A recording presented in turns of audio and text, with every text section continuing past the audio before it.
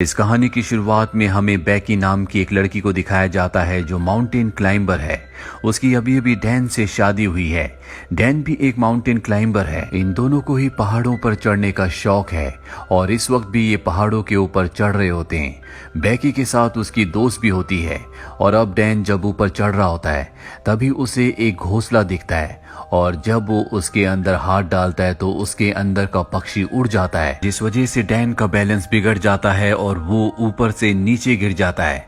पर वो रस्सी से बंधा हुआ है, इसीलिए अब वो हवा में लटक गया है। अब ना वो ऊपर आ सकता है और ना ही नीचे। ये दोनों के दोनों डैन को बचाने की कोशिश करते हैं लेकिन ये उसकी मदद नहीं कर पाते और तभी उसकी रस्सी का क्लिप निकल जाता है। डैन की ऊपर से गिरने से मृत्यु हो जाती है। इस हादसे के 51 हफ्तों के बाद हमें बेकी को दिखाया जाता है जो अब पूरी तरह से शराब में डूब चुकी है, क्योंकि वो अपने पति डैन से, जिससे वो बहुत प्यार करती थी, उसे अब भी याद करती है। उसने अब तक उसकी अस्थियों को विसर्जित नहीं किया।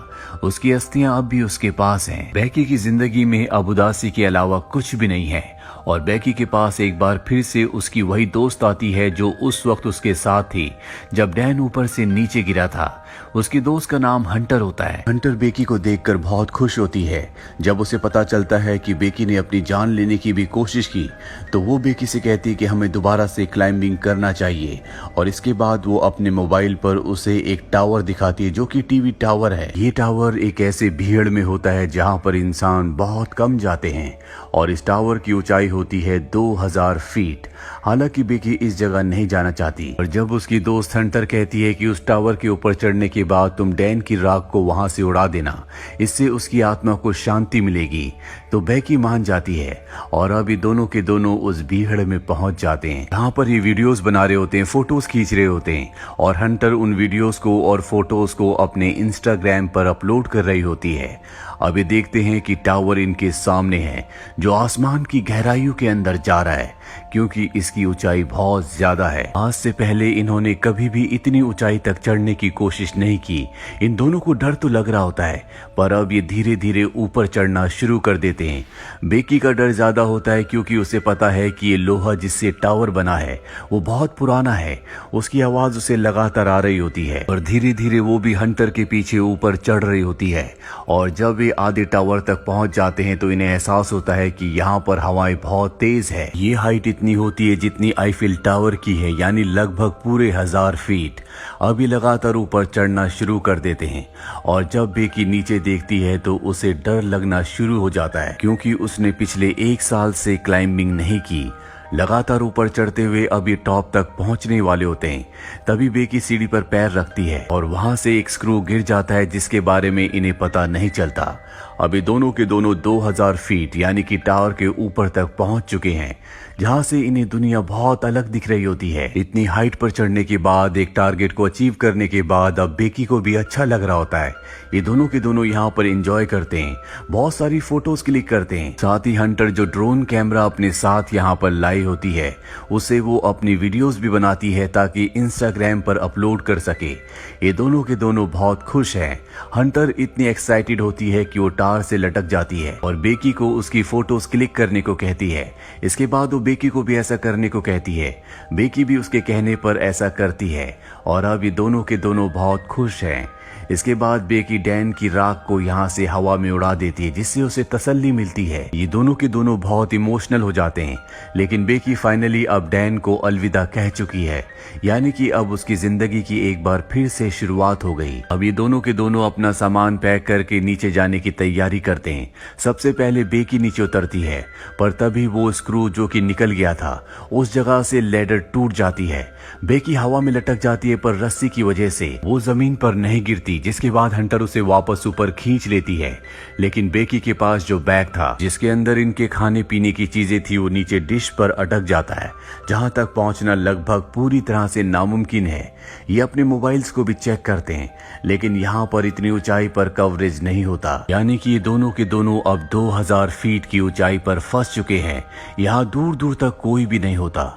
अगर कोई हुआ भी तो इतनी ऊंचाई से इनकी आवाज नहीं सुन सकता। यही टावर के ऊपर एक बॉक्स होता है जिसके अंदर एक फ्लेयर गन और एक दूरबीन होती है। और दिन में फ्लेयर गन का इस्तेमाल करने का कोई भी मतलब नहीं है क्योंकि फ्लेयर गन को दिन में कोई नहीं देखेगा। अभी दूरबीन से देखते हैं तो सामने इन्हें एक गाड़ी दिखती है, लेकिन वो लोग इन्हें इतनी ऊंचाई पर नहीं देख सकते, ना इनकी आवाज सुन सकते हैं। हंटर एक बार फिर से अपना मोबाइल देखती है और जो पोस्ट उसने इस टावर के बेस से की थी वो पोस्ट इंस्टाग्राम पर पोस्ट हो चुकी होती है जिस पर बहुत सारे लाइक्स और कमेंट्स होते हैं। इसका मतलब ये है कि टावर के तल पर कवरेज है। और अब हंटर अपने मोबाइल पे मदद के लिए एक मैसेज को रिकॉर्ड करती है और इंस्टाग्राम पर उसे पोस्ट कर देती है। इसके बाद वो अपने मोबाइल को रस्सी से बांधकर टावर से नीचे लटकाती है ताकि कवरेज आए और उसका मैसेज पोस्ट हो जाए। लेकिन बहुत देर तक वेट करने के बाद भी ऐसा नहीं होता और अब हंटर अपने मोबाइल को अपने सॉक्स के अंदर रखती है, उसके बाद शू के अंदर रखती है और ऊपर से नीचे फेंक देती है ताकि नीचे गिरने के बाद उसका मैसेज चला जाए और इनकी मदद के लिए कोई आए। फोन शूज और सॉक्स के अंदर रखने की वजह से नहीं टूटा होता और कुछ ही देर बाद ये ऊपर दूरबीन से देखते हैं जहां इन्हें नीचे एक आदमी दिखता है जो फोन पर बात कर रहा होता है। उसके साथ उसका डॉग भी होता है और वो इन्हें इतनी ऊपर ना देख सकता है और ना ही इतनी ऊपर से इनकी आवाज को सुन सकता है। यहाँ पर वो अपने फोन में बहुत ज्यादा मग्न होता है। उसे अपनी प्रेजेंस का एहसास दिलाने के लिए ये ऊपर से एक और शू को फेंकते हैं। हालांकि वो शू तो देख लेता है लेकिन उसे ऐसा लगता है कि ये पहले से यहाँ पर था और वो अपने डॉग के साथ वहां से जाने लगता है। हालांकि बेकी यहाँ पर फ्लेयर गन चलाने की कोशिश भी करती है लेकिन हंटर उसे रोक लेती है और कहती है कि रात होने का हमें इंतजार करना होगा, रात को वो हमारी फ्लेयर गन को देख लेंगे। और अब यहाँ पर अंधेरा हो जाता है जिसके बाद ये फ्लेयर गन चलाते हैं, साथ ही अपने मोबाइल की टॉर्च को ऑन करके अपने हाथ से हिलाना शुरू कर देते हैं। इनके सामने जो गाड़ी यानी कि आरवी होती है जिसमें लोग कैंपिंग कर रहे होते हैं वो इन्हें देख लेते हैं, लेकिन वो इनकी मदद करने के लिए नहीं आते बल्कि इनकी गाड़ी को चुरा कर यहाँ से निकल जाते हैं, जिससे दोनों के दोनों हताश हो जाते हैं। जैसे जैसे रात होती है इन्हें नींद आना शुरू हो जाती है। ये वहां पर सो जाते हैं लेकिन जगह बहुत कम है। हंटर ऊपर से गिरने वाली होती है कि बेकी उसे पकड़ लेती है। तभी वो देखती है कि उसके पैर पर एक टैटू बना है जिस पर लिखा होता है 143। ये देखकर बेकी हैरान हो जाती है क्योंकि उसका हस्बैंड डैन उसे हमेशा कोड वर्ड में आई लव यू कहता था, यानी कि 143। वो समझ जाती है कि डैन के बीच में और हंटर के बीच में कुछ न कुछ था और जब वो हंटर से पूछती है तो वो एक्सेप्ट कर लेती है। वो बेकी से माफी भी मांगती है लेकिन बेकी अब पूरी तरह से नम हो चुकी है। बेकी की नजर अब भी उस बैग पर होती है जो बैग नीचे एंटीना में यानी कि डिश पर अटका हुआ है। उसके अंदर इनका ड्रोन और खाने पीने की चीजें हैं। किसी भी कीमत पर इन्हें उस बैग को ऊपर लाना होगा, पर वहां पर सीढ़ियां नहीं होती, इसीलिए उस बैग तक पहुंचना इतना आसान नहीं है। पर हंटर जो कि बहुत ही साहसी होती है वो रस्सी की मदद से नीचे जाना शुरू करती है, पर इससे पहले कि वो डिश तक पहुंचती रस्सी खत्म हो जाती है। हंटर जंप लगाकर डिश तक पहुंच जाती है। अब उसके पास बैग है लेकिन रस्सी उससे दूर होती है। वो सेल्फी स्टिक की मदद से बैग को रस्सी में अटकाती है और इसके बाद खुद भी जंप मारकर रस्सी को पकड़ लेती है। पर रस्सी से ऊपर चढ़ना इतना आसान नहीं है क्योंकि इसमें बहुत ताकत लगती है और उसके हाथ जख्मी हो रहे होते हैं, जिस वजह से रस्सी उससे छूट जाती है, वो नीचे गिर जाती है। बेकी जब नीचे देखती है तो वो अब भी रस्सी से अटकी हुई होती है और वो उसे रस्सी के साथ ऊपर खींच लेती है, जिस वजह से उसकी जान बच जाती है। अब इनके पास इनका ड्रोन है जिसे ये मदद मंगवाने के लिए यूज करना चाहते हैं। ये एक पेपर पर लिखते हैं कि हमें मदद की जरूरत है, हम टावर के ऊपर अटक चुके हैं, और उस पेपर को ये ड्रोन के साथ फिक्स कर देते हैं और अब ये ड्रोन को उड़ाते हैं। पर तभी इन्हें पता चलता है कि इनके ड्रोन की बैटरी बहुत ज्यादा डाउन है, वो सामने दूर दिख रहे घर तक नहीं पहुंच सकता, इसीलिए इन्हें ड्रोन को वापस बुलाना पड़ता है। और अब एक बार फिर से रात हो जाती है। रात को जब बेकी सोती है तो ऊपर देखती है कि टावर के टॉप पर एक लाइट जल रही है, यानी कि वहां पर करंट है। वो बड़ी मुश्किल से ऊपर चढ़ती है और ड्रोन के चार्जर से उसे चार्ज करना शुरू करती है। जब तक ड्रोन चार्ज नहीं होता उसे वहीं पर लटका रहना पड़ता है। ड्रोन जब पूरी तरह से चार्ज हो जाता है तो बेकी नीचे उतर जाती है, जिसके बाद ये ड्रोन पर उसी चिट को लगाते हैं जिस पर इन्होंने लिखा होता है कि इन्हें मदद की जरूरत है, और इसे उस घर की तरफ भेजते हैं जो सामने दिख रहा होता है। पर इससे पहले कि वो घर तक पहुंचता वो एक गाड़ी से टकरा जाता है, जिससे इनकी आखिरी उम्मीद भी टूट जाती है और अब इन्हें कोई उम्मीद नहीं है कि कोई इनकी मदद के लिए यहाँ पर आएगा। बेकी की हालत बहुत ज्यादा खराब हो चुकी है। वो हंटर से कहती है कि तुम मुझे अपना शू दो, मैं एक बार फिर से मोबाइल पर मैसेज करके अपने डैड को सेंड करती हूँ। अगर हम उसे नीचे फेंकेंगे तो हो सकता है कि कवरेज आ जाए और मेरे डैड को हमारा मैसेज मिल जाए, वो हमारी मदद के लिए यहाँ पर आ सकते हैं। लेकिन हंटर उसे मना कर देती है और तभी उसे एहसास होता है कि उसके साथ हंटर है ही नहीं, वो अकेली है।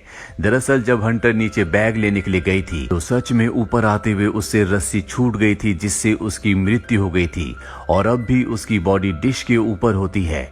दरअसल बेकी सिर्फ यहाँ पर हेल्यूसिनेट कर रही होती है, पर अब उसे सच्चाई का पता चल चुका है कि वो इस स्टार के ऊपर अकेली है और उसकी जीने की उम्मीदें पूरी तरह से खत्म हो चुकी है। वो मरने से पहले अपने पिता के लिए आखिरी मैसेज रिकॉर्ड करती है, लेकिन वो यहाँ से डिलीवर नहीं हो सकता क्योंकि यहाँ पर कवरेज नहीं है। वो वहीं पर सो जाती है और सुबह जब उसकी नींद खुलती है तो वो देखती है कि वहां पर एक वल्चर उसके घाव को खा रहा है। वो उसे पकड़कर मार देती है। इसका मतलब ये है कि अब उसके पास भोजन भी है, जिसे खाने के बाद उसके अंदर ताकत आती है और वो तय करती है कि अब वो नीचे डिश तक रस्सी के सहारे जाएगी, जहाँ पर उसकी दोस्त हंटर की बॉडी है।